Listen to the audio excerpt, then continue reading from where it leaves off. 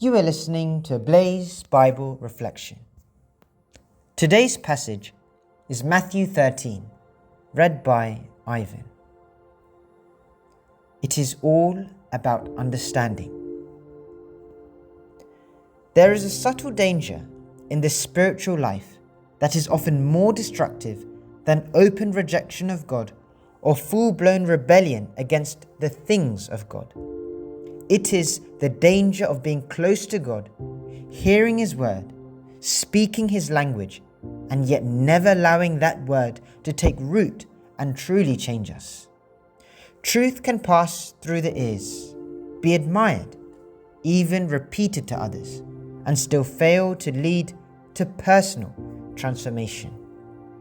This is what the prophet means when he speaks of people perishing for lack of knowledge.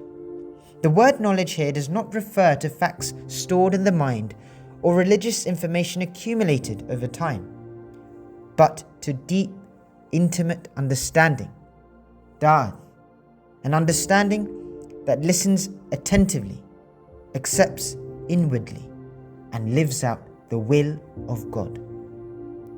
This is the quiet tragedy Jesus confronts in Matthew 13.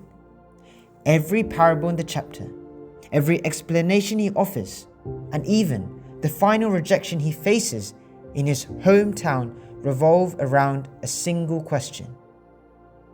Do they truly understand?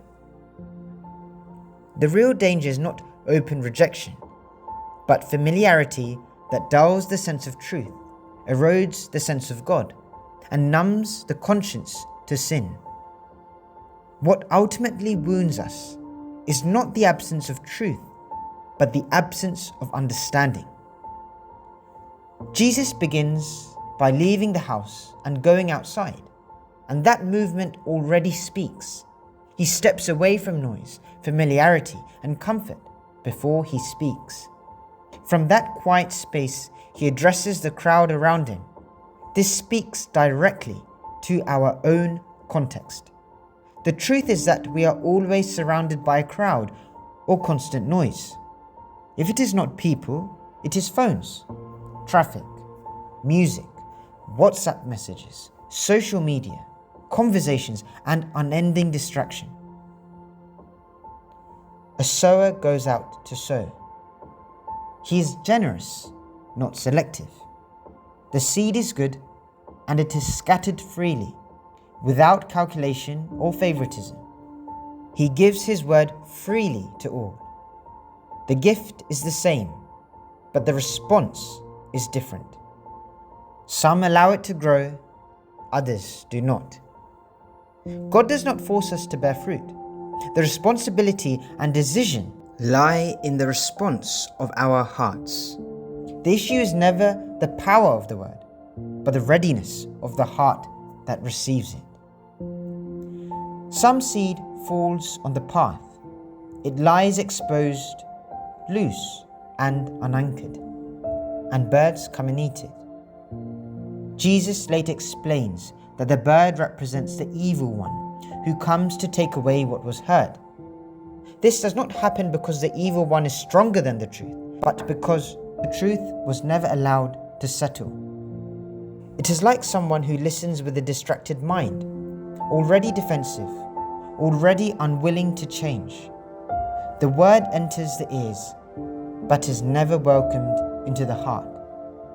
Seeing this open door, the enemy steps in with doubt, questions, wrong intentions, and confusion, and the word is quickly eaten away or trampled underfoot. The enemy simply takes advantage of what is already lacking. He capitalizes on the absence of understanding. Other seed falls on rocky ground. There is some soil, but it is not deep. The seed grows fast and looks good at first.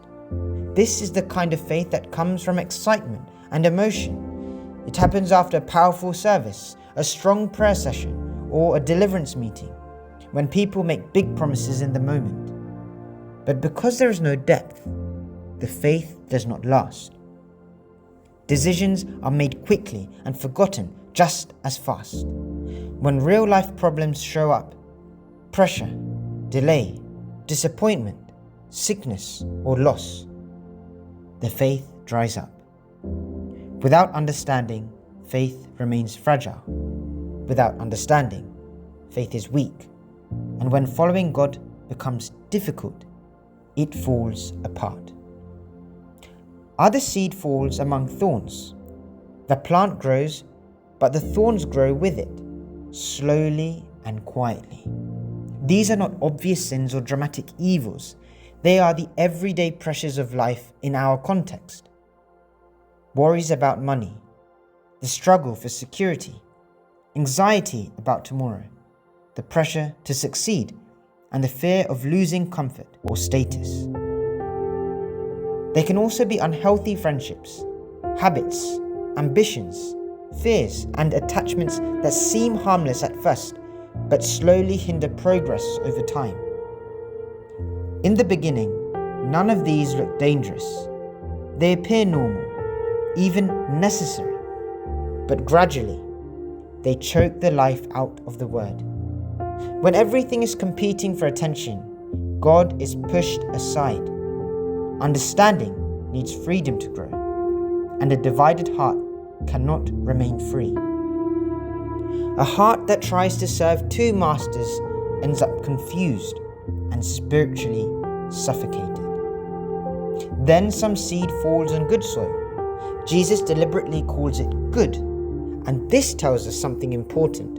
The seed was never the problem. The soil is. Even in good soil, the yield is different. Some produce 30, some 60, some 100-fold. There is no need for unhealthy comparison or competition. The call is not to match another person's harvest, but to be fruitful where you are planted. It takes understanding to know and accept this. Understanding does not produce identical results, but it always produces fruit. The one who hears, understands, acts, and perseveres bears life that multiplies. Jesus repeatedly calls us to listen, to hear, and to understand. He warns that having ears is not the same as truly listening. Hearing is easy, but understanding is costly.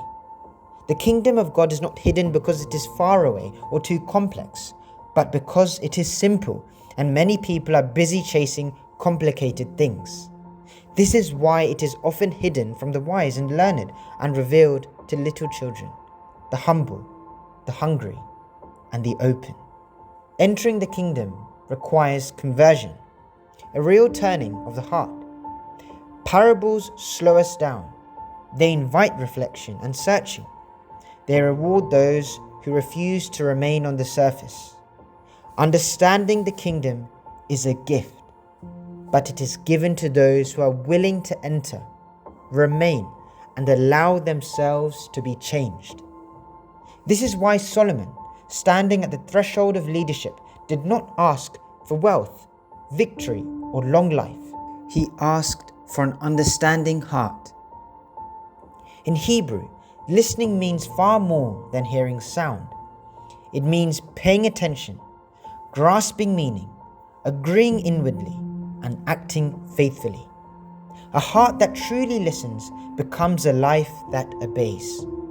Knowledge may give influence and recognition, but understanding gives life. Knowledge may offer power, but understanding brings salvation. The parable of the weeds reveals another side of this same truth in a way that speaks clearly to our spiritual experience. Good seed is sown, yet confusion appears. While people sleep spiritually, an enemy comes in quietly and introduces distortion. He does not uproot the truth, he mixes it. He plants half-truths that sound spiritual, look familiar, and feel convincing. Doubt enters subtly, and then the enemy steps back, allowing people to live out the confusion. The result is mixed lives, double standards, and a compromised witness. Believers who speak powerfully in church but live differently outside. This explains why the devil calls himself Legion, because confusion multiplies and identities become mixed.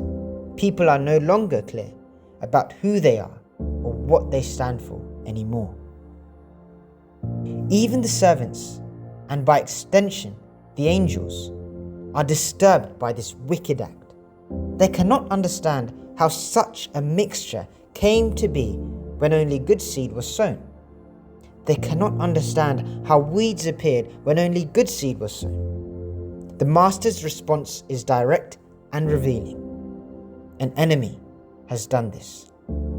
Yet, instead of rushing into judgment, he chooses patience.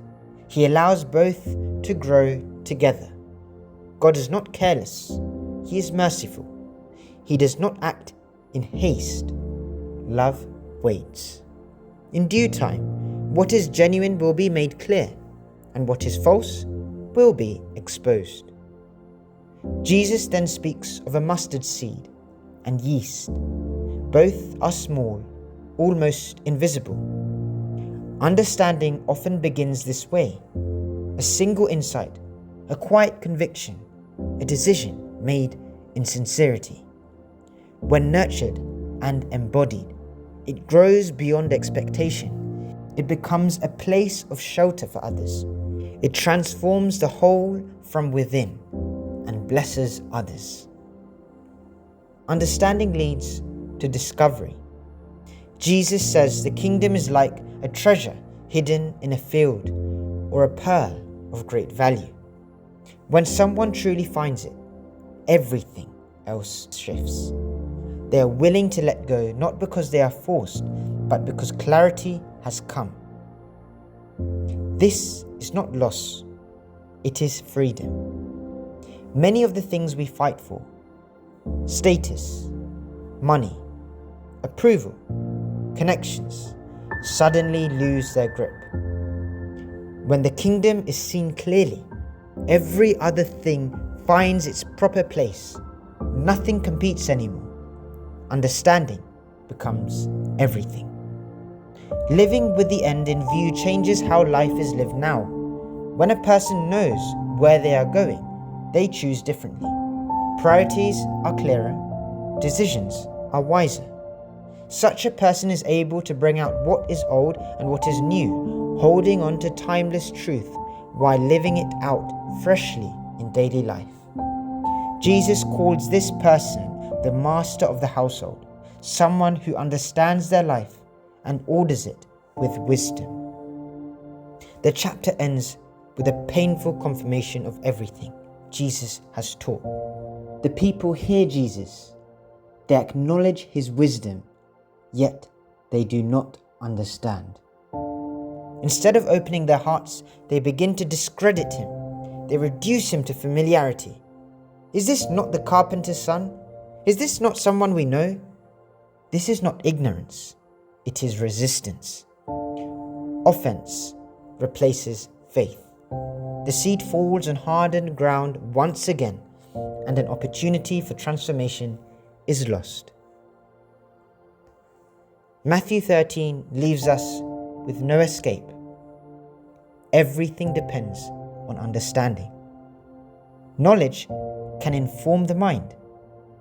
Understanding reshapes the heart and directs the life. Knowledge may offer power, but understanding opens the way to salvation.